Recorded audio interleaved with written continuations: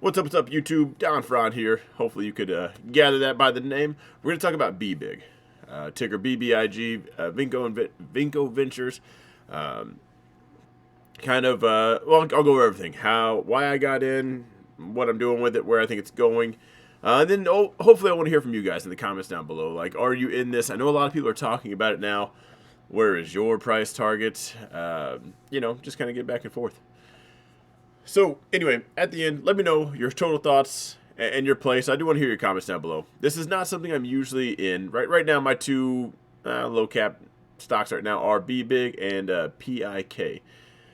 So, other than that, it is rare. Usually, I'm day trading like Amazon. And actually, so I am new on Twitter. If you follow me on any social media, it's just Don Francho across the board. I have all of them.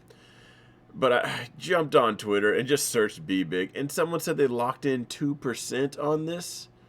What are you doing? If 2% is your goal, he was talking about how he wants to be consistent and how he does this, and 2%, and I was like, nah, yeah. What are you doing? Like, you don't need to be in this is what I would call a crap stock. This is a crap ticker. It's not hate, it's just there's a reason why it's breaking out and pushing 3, where Amazon is 3,000. So... For instance, I shorted Amazon today. It was just a quick grab to put thousands. If you're just, and you could do that consistently in a ticker that's not some low float, hope for a pump play.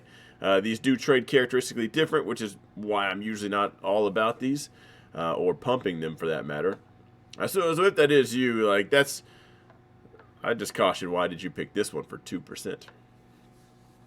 So anyway, the reason why I got into this, I have a buddy of mine. To be honest, his price is up here, like in the tens. So the whole purpose of me getting in was to just physically show him I can get in that position, I can sell calls against it, and still make money. Because by the time I found out, it wasn't up here. It's down here. So I wanted to show off how you can actually be in a position, still collect rent, and put yourself in a win-win scenario. So I ended up getting later, and right around the $5 mark, and I was selling calls against it. And to be honest, I just broke even last week, because as it was bleeding off, I'm selling calls, and as I take that premium and I would put it into the shares. I would just buy more shares with it. There was a couple times where I'd be at 80 shares, so I'd buy some more. So I started with 1,000 shares. I now have 2,000. That every week that just gradually picked up. I'd sell 10 contracts, then I'd have enough to buy a couple more. Every 100 shares is a contract, which we will get into, because if you guys don't understand what a gamma squeeze is, it's not a green candle. So we're going to get into that here in a little bit. Anyway, just broke even last week. I actually got tired of seeing this on my platform. I almost closed it. Now it's all the rage. People are talking about it. This is the next big one. It's the top one. Like this and Tesla, I think, were the top 2 tweeted tickers at one point. So...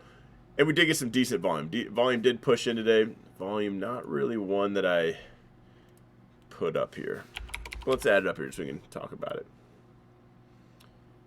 There we go. So obviously you can see volume did come in today. So is this the reversal? This is how short squeeze do set up. This is definitely hard to borrow. I don't think you have any shares too short if you wanted to. You could buy puts on this, but if you're in a short position, you are going to incur some extra fees, because if they can't find the shares, you're in trouble. So anyway, going over this, at the beginning of the week, I did look at the expected moves. It was 80 cent move, and that put us right at 360. So to knock out the gamma squeeze conversation, any delta hedging and all that happens above 360. We got above, just couldn't hold above, and right now we're reining it back in. Now, this is how market makers work, okay? It's you guys. You guys think you're going against the hedge funds, whoever your enemy is. There's you, retail, enemy.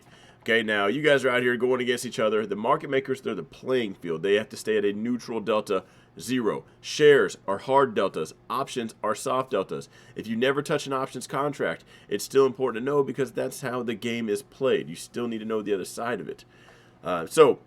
Let's say you go out and buy an at-the-money call, which is about a 50 delta, the market makers now are a negative 50 delta, because they sold it. They provided that liquidity to you. Now, they have to go buy 50 shares to make them at a neutral delta. They are a neutral direction at all times. So where we get this, now they have algorithms for it. It's not a direct one-to-one.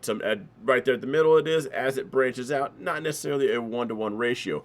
Let's pull up the options chain, which as you can see here, thousands, a lot of thousands to hopes and dreams, significantly less. So we go at the money right there, 50 deltas, they got to buy the 50 shares. As we go out of the money, they're not necessarily buying 11 shares because it's out. Now, they will take all this data. Wherever options drive order flow, whether you believe that or not. There's the stocks have their supply and demand, but on the market making side, options drive order flow. So they take all that data, they put in their expected move, and like earlier this week, it was 80 cents, putting us right at that 360 mark.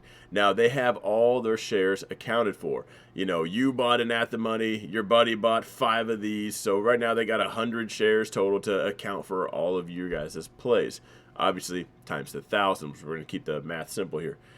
As this thing does start to climb and they get outside of that, let's say they were actually, let me pull this up here real quick. There we go, 1 second. Let's get a little paintbrush tool.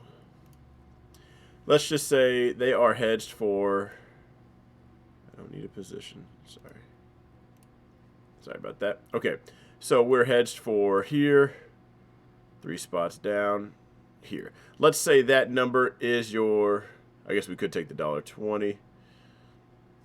Let's start over. There's the bell. $1.20, what are we at? $3.50. So we're pricing in $4.70. So we are about right here. I know, choppy. Why does it bump like that on my desk? There we go. That would put us just shy of that. Yeah, $1.20. Sorry. I know it's not the most clear. Anyway, let's say that's where we're at. And this week it puts us right here as I explain this. Just to make it clear, we're pricing in this kind of risk. We got all these shares accounted for in this area. What we don't have accounted for, as the algorithm fans out, is all of these. Right now, these are just out of the money's crap. Okay? Probably going to, there's a 20% chance that comes in the money. 80% chance the person that sold it to is going to keep all your money. These are like the contracts I'm selling to people. Which, by the way, I'm not in any sold contracts anymore. As we leave this area and we get up here, we got to start accounting for those. So like I said, let's say you bought this. They buy 90 shares. Your friend bought that, so they buy 74 shares. Your other friend bought this one, so they got to buy 58 shares. They're 44, 35, so on. And that's how they're hedged. They're counted. Hey, if this thing goes crazy, we got that covered. Now, your neighbor, the person you told on Facebook, your friend, your cousin, your wife's boyfriend, all bought these. Not accounted for because they don't care. We're not in that. We're not pricing in that kind of movement. When we do get, this is very shorted, so we do get the short squeeze setup all back on the stock side. We get the short squeeze setup. We get the rush of volume, the FOMO coming in. More buyers and sellers does push it up, starts pushing that price down here. Now they got to start buying. So this guy, 24 soft deltas. Now the market makers have to buy shares to counter for this guy's options contract. So we start moving down the line, and that's how you get those melts up. It's not actually, I see this a lot. Sorry, I went on Twitter and instantly wanted to go on this rant because everyone was just real quick to call out a gamma squeeze or delta hedging, all that. Like, calm down. It's not just because of green candle. It does need to get above 360. So to do that, which we are just shy of, tomorrow, if we want to see that, we need to see this gap up. Now, if this gap's up, if there's any confidence in the bulls and the bears freak and start to sell, you'll see a melt up. A lot of times they go for it, they try it, you see these gap up, and then they just crap, and they come right back down. So we're getting a little bit after hours push. Maybe Mr. Zach Morris or what's the other guy? Will Mead, something like that on Twitter. Those are the only 2 guys I know so far on Twitter. I'm brand new to that. Maybe they'll tweet something and send this thing up. But maybe they're just hit a bunch of other plays and they don't. As it goes right now, if you're going to zone this out, I don't know if I would. I'd rather, people in this aren't usually talking about zones. They don't really know supply. Sorry.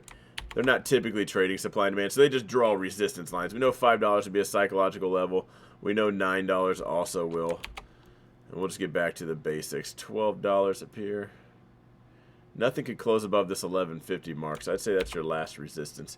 I don't know everyone's price targets. Another reason I want to make this video and talk to you guys. On Twitter, it was ranging anywhere from $4 to $45.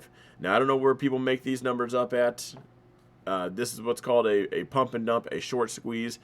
Similar to what happened to GameStop, AMC, that everyone knows about. These happen all the time in these markets, in these small, low-float stocks, and they do have amazing runs, but then they also come right back down. So the question is, in this game of hot potato, where are you looking to sell? How are you looking to get out? So of my 2,000 shares, I sold 10 contracts. I might have just lied to you because I might be in those. They either filled it or they didn't.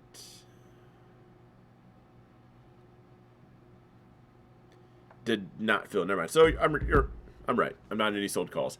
I was trying to sell some $4 calls against this. Now my shares would, anything above 4 this Friday would exercise and sell those shares at 4. Again, 2,000 shares. I was going to sell 10 contracts just to lock in at least half. That's how I was going to start protecting it. So if this does gap, if it does go to 45, I will have sold 1,000 shares at $4. Tomorrow morning, I'll probably play, if it does gap up, I'll play that gap. I'll probably lock in half. I'll lock in half just by selling those calls against it and collect that premium.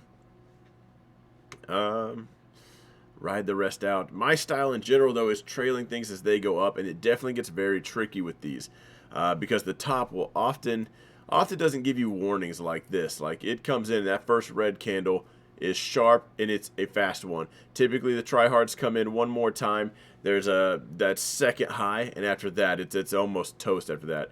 Kind of this is a more exaggerated version. It comes up, comes back down. We try it again. Usually don't make it that high on a pump and dump and then bleed out. So the question is right now, my question for you guys is this going to fail tomorrow? Is it time to buy puts? Personally, I'm not. We're going to fail right here, turn around, come right back down to that zone, or we breaking it. We're going to see the gamma squeeze, the delta hedging, and send this thing to the moon. And where is your price target? Anyway, just wanted to go over my play on this, just so you guys do see me talking about it. Let me know in the comments down below. I will see you in the next video. I guess part 2 of this. We'll make a video how we close this thing out. I'll see you there.